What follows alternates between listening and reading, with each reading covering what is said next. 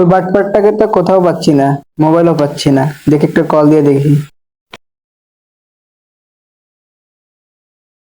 ও শেট, আমার তো ব্যালেন্সও নেই।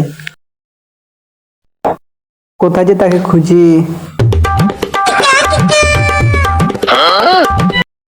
ওরে, যেখানে বাঘের ভয় সেখানে সন্ধে হয়, যার জন্য আমি পলাচ্ছি সেই তো আমার সামনে।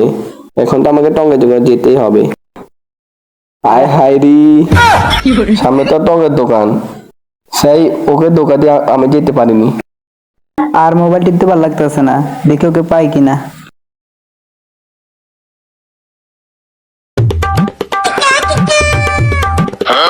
এটা সিয়াম না? এই সিয়াম। আমি শেষ। এদিকে আই। ভাই আমারে। হ্যাঁ তোরে। আমি আসতাছি। তুমি কোথায় যাও? ভাই একটু টঙ্গের দোকানে যাচ্ছি। টঙের দোকানে যাচ্ছে, ভালো কথা। তোমাকে তো আমি 6 মাস ধরে খুঁজতেছি। কেন ভাই? তুমি জানো না, তুই কি আমার টাকা দিবি না? বল কবে দিবি? কালকে দেবো। ওই তোর মার বাপ, টাকা আজকে দিবি। ভাই ভাই আপনি তুলুন, তুলুন ভাই, বসেন বসেন ভাই বসেন। এখন ওকে কিভাবে ধোকা দেন যাই।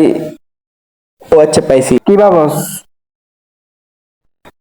না ভাই কিছু না। ও আচ্ছা, এখানে বস। টাকা কবে দিবি? ভাই আমি অসুস্থ, ডাক্তার বলছে আমার কিডনি দুইটা লো, আমি বেশি দিন বাঁচবো না। কি বলো? থাক ভাই, তোমার টাকা দেওয়া লাগবে না, তুমি যাও। বড় ভাই ঠিক আছে ভাই, আপনার টাকা আমি দিয়ে দেবো।